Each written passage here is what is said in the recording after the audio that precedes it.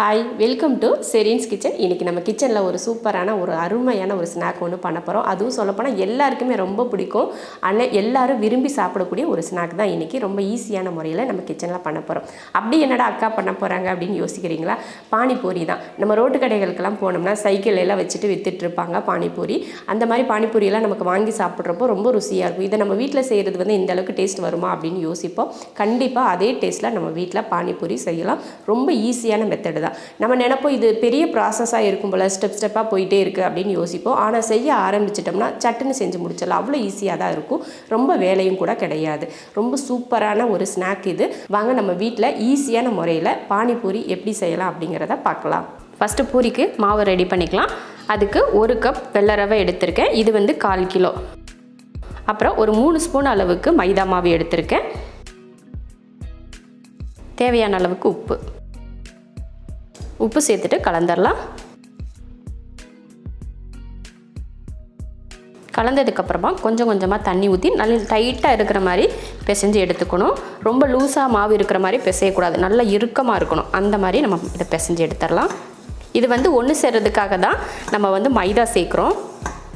மாவு வந்து பிசைஞ்சாச்சு பாருங்கள், இந்த மாதிரி இருக்கணும். நம்ம ஊறி வர்றப்போ இன்னும் கொஞ்சம் மாவு வந்து டைட் ஆயிரும். இப்போ வந்து இதை ஒரு 20 நிமிஷம் கிட்ட நம்ம வச்சுருவோம். நம்ம இந்த மசாலாலாம் ரெடி பண்ணிவிட்டு வர்றதுக்குள்ளே இது வந்து கரெக்டாக இருக்கும் டைம். இப்போ எடுத்து வச்சிடலாம். மாவு ரெடி பண்ணதுக்கப்புறம் நான் வந்து உருளைக்கிழங்கு ரெடி பண்ணிக்கிறேன். 2 உருளைக்கிழங்கை வேக வச்சு எடுத்திருக்கேன். இதை மசிச்சிடலாம்.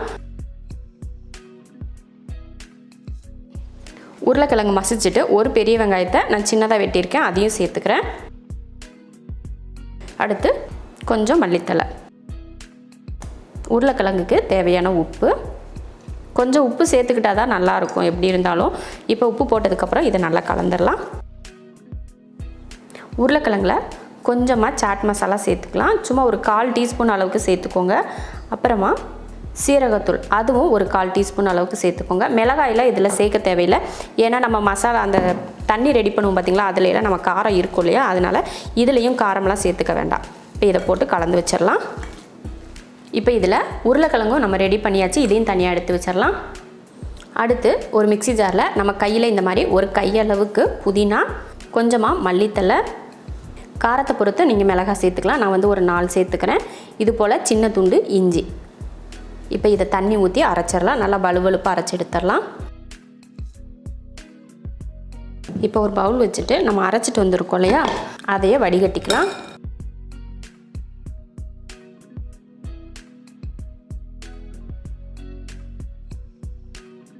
வடிகட்டினதுக்கப்புறம் பார்த்திங்கன்னா இந்த மாதிரி சக்கையெல்லாம் மேலே இருக்கும் பார்த்திங்களா, அதுக்காக தான் வடிகட்டுறோம். இப்போ வடிகட்டிட்டு அந்த தண்ணியை மட்டும் எடுத்துருக்கோம். நான் வந்து ஒரு நெல்லிக்காய் அளவுக்கு புளி எடுத்து கரைச்சி வச்சுருக்கேன். ஏன்னா நம்ம இதில் லெமன் கூட சேர்ப்போம் இல்லையா, அதனால் கொஞ்சம் நான் ஒரு இந்த அளவுக்கு பெரிய நெல்லிக்காய் அளவுக்கு புளி எடுத்திருக்கேன். அதை கரைச்சி இதில் ஊற்றிடலாம். இப்போ இந்த புதினா அரைச்சிக்கு வடிகட்டணும் இல்லையா, அதுலேயே புளியவும் சேர்த்து வடிகட்டிக்கலாம்.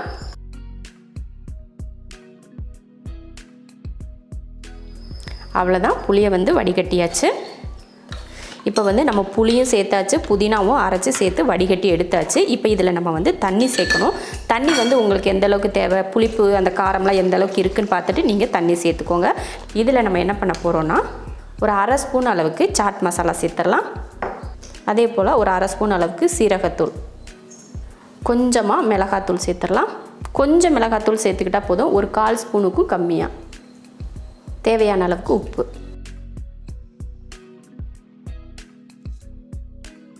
அடுத்து லெமன் புழிஞ்சிக்கலாம். ஒரு 1/2 லெமனை இதில் புழிஞ்சிக்கலாம்.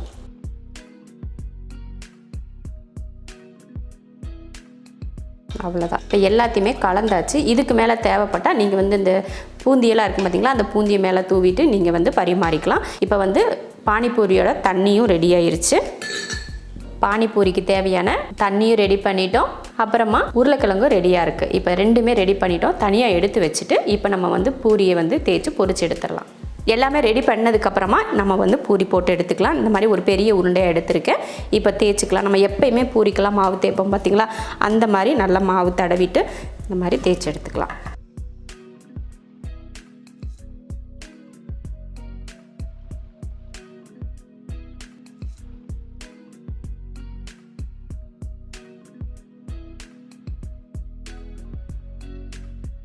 பாருங்கள், இந்த மாதிரி நம்ம தேய்ச்சி எடுத்துக்கலாம். நம்ம எப்பயுமே சப்பாத்திக்கெலாம் தேய்ப்போம் பார்த்திங்களா, அந்த மாதிரி தேய்ச்சிக்கிட்டால் போதும்.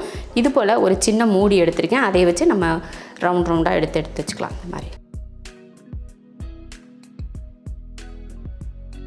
இந்த மாதிரி அழுத்துனீங்கன்னா நல்லா இது வந்துடும். அதுக்கப்புறமா நம்ம எடுத்துக்கலாம். இப்போ எடுத்துடலாம். இந்த மாதிரி எடுத்துட்டிங்கன்னா அந்த ரவுண்டாக இருக்கிறதெல்லாம் உங்களுக்கு கிடைக்கும்.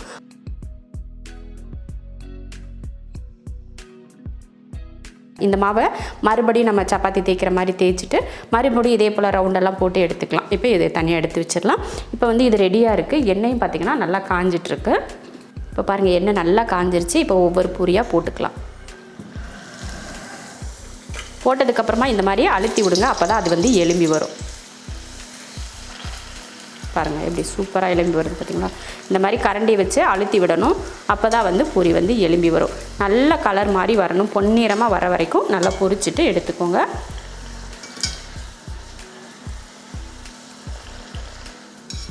பாருங்கள் நல்ல கலர் மாதிரி வந்துருச்சு பார்த்திங்களா. ரெண்டுமேவும் இந்த மாதிரி நம்ம பொரிச்சு எடுக்கணும். இப்போ எடுத்துடலாம். இதே போல் மீதி இருக்கிற எல்லா பூரியுமே நம்ம பொரிச்சு எடுத்துடலாம்.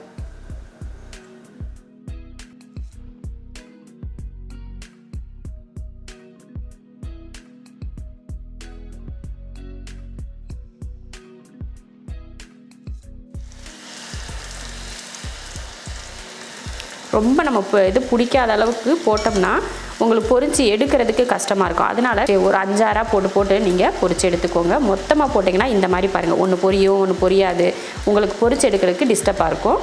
அதனால் நீங்கள் பார்த்து கொஞ்சம் கொஞ்சமாக போட்டு பொரிச்சு எடுத்துக்கோங்க. என்ன தான் நம்ம கடையில் போய் டேஸ்ட்டாக இருக்குது அப்படின்னு சொல்லிட்டு சாப்பிட்டாலும் நம்ம வீட்டில் செஞ்சு சாப்பிட்ற அளவுக்கு டேஸ்ட் எதுலேயுமே இருக்காது. இந்த மாதிரி நம்ம சுத்தமாகவும் வீட்டில் செய்வோம். நம்ம கடைகள்லாம் ரோட்டு கடைகள்லாம் பார்த்திங்கன்னா இந்த மாதிரி பானிபூரி வாங்கி சாப்பிடுவோம். அது என்ன மாதிரி செய்வாங்க, எப்படி செய்வாங்க அப்படின்றதே நம்ம சொல்ல முடியாது. நம்ம வீட்டிலனா நல்லா நீட்டாக செய்வோம், அது பார்க்குறதுக்கே அழகாகவும் இருக்கும். நம்மளுக்கு ஒரு ஆசையாக இருக்கும், நம்ம பானிபூரி நம்மளே வீட்டில் செஞ்சு டேஸ்ட்டாக சாப்பிட்றோமே அப்படின்னு சொல்லிட்டு நம்மளுக்கே ஒரு ஆசை இருக்கும் இல்லையா. அதுக்காக தான் வீட்டில் செஞ்சு நல்லா பசங்களுக்காக இருந்தாலும் பெரியவங்களுக்காக இருந்தாலும் கொடுங்க. இந்த டைம் அதுவும் இந்த கொரோனா டைம் பார்த்திங்கன்னா எல்லாருமே மிஸ் பண்ணுவோம் அந்த பானிபூரி செய்கிறது, மசால் பூரி செய்கிறதெல்லாம். இதே போல் சிம்பிளாக ரொம்ப பார்க்குறதுக்கு ரொம்ப கஷ்டமான வேலை அப்படின்னு தோணும். ஆனால் செய்ய ஆரம்பித்து ஒன்று செய்ய ஆரம்பிச்சிட்டோம்னா ஈஸியாக தான் இருக்கும் அந்த ஒவ்வொரு வேலையுமே. நல்ல கலர் மாதிரி வரணும் பாருங்கள். அவ்வளோதான், எடுத்துடலாம். இப்போது அவ்வளோதான். இப்போ மீதி இருக்கிற பூரியும் இதே போல் பொரிச்சு எடுத்துருவோம். பானிபூரி கம்ப்ளீட்டாக ரெடி ஆகிடுச்சு. லாஸ்ட்டில் கொஞ்சம் இதில் மல்லித்தலை தூவிக்கலாம். உங்களுக்கு இதில் பூந்தி இருந்தால் கூட நீங்கள் பூந்தி கூட இதில் தூவிக்கலாம். இப்போ ரெடியாக இருக்குது பாருங்கள், சூப்பரான பூரி, உருளைக்கிழங்கு, பானி எல்லாம் ரெடியாக இருக்குது. இந்த மாதிரி எடுத்து இந்த மாதிரி ஓட்டை போட்டுட்டு அதில் நம்ம உருளைக்கிழங்கு எடுத்து உள்ளே வச்சிடலாம். இந்த மாதிரி தண்ணியிலேருந்து எடுத்து சாப்பிட்டோம்னா அவ்வளோ சூப்பராக இருக்கும். நம்ம ரோட்டு கடைகளில் போய் சாப்பிட்றத விட நம்ம வீட்டில் செஞ்சு சாப்பிட்றது அவ்வளோ சூப்பராக இருக்கும். நல்ல காரமாக புளிப்பாக நம்ம ரோட்டில் சாப்பிட்ற அதே டேஸ்ட் நம்ம வீட்லேயும் கிடைக்கும். நம்ம வீட்டில் செய்கிறது ரொம்ப சுத்தமான முறையில் நம்ம செய்வோம். கடைகளில் அந்தளவுக்கு சுத்தமாக செய்ய மாட்டாங்க இல்லையா, அதுவே ரொம்ப பெரிய ப்ளஸ் நமக்கு. அதனால் ரொம்ப ஈஸியான முறை தான். இதே போல் பானிபூரி நீங்களும் செஞ்சு பாருங்கள். ரொம்ப சிம்பிளான முறையில் இருக்கும். பிடிச்சிருந்தா லைக் பண்ணிவிட்டு ஷேர் பண்ணிவிட்டு நம்ம ஷெரின்ஸ் கிச்சன் சேனலை சப்ஸ்கிரைப் பண்ணி பக்கத்தில் இருக்க பெல் ஐக்கானை கிளிக் பண்ணி வச்சுக்கோங்க.